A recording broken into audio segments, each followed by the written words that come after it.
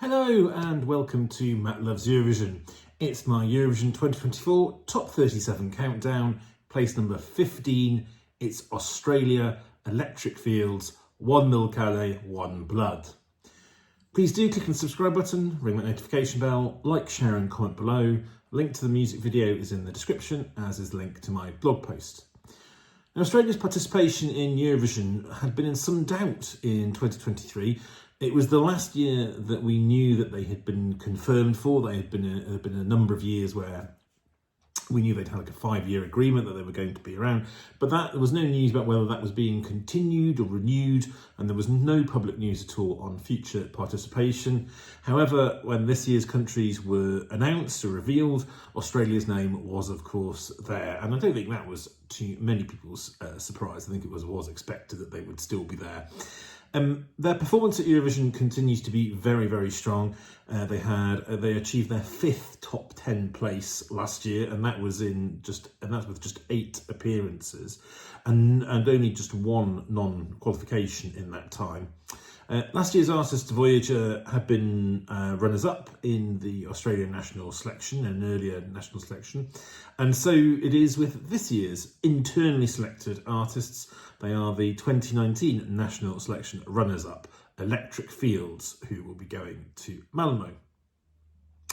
Electric Fields are a duo made up of LGBT Aboriginal artist, Australian vocalist Zachariah Fielding, and keyboardist and producer Michael Ross. They've been together since 2015, although they have both separately competed in the X Factor Australia in different years before they came together a little bit later. They fuse electronic pop and soul music together with Aboriginal influences, and that is certainly present in One Milkali, which was written by the duo.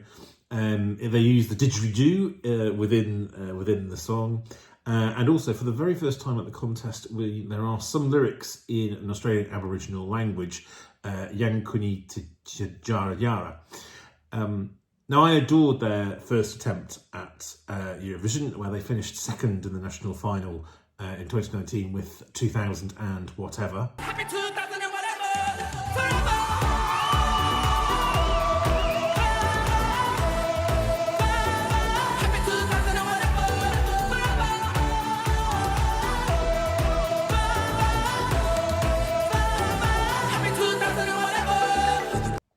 And while this doesn't hit quite those heights for me, I thoroughly enjoy what I think is actually a really underrated and underappreciated entry this year. I really enjoy the positivity of the song, the inclusion of the Australian Aboriginal elements, both musically and lyrically as well. I love Zachariah's soaring vocals. He's a really good live performer, and you can hear although it's obviously the studio version we're hearing at the moment, you can tell his vocals are still sounding great. I like that musical genre overall, that electronic pop sound, but also there's the use of, in parts of the song, that very 90s house dance piano that's used a lot from the songs from the 90s. And again, that's something that I really like. Now, I mentioned this being a bit underrated and underappreciated, and that's borne out by the placing it's currently got in the Eurovision scoreboard app. It is sitting in the 30s, which is really quite low, or very low.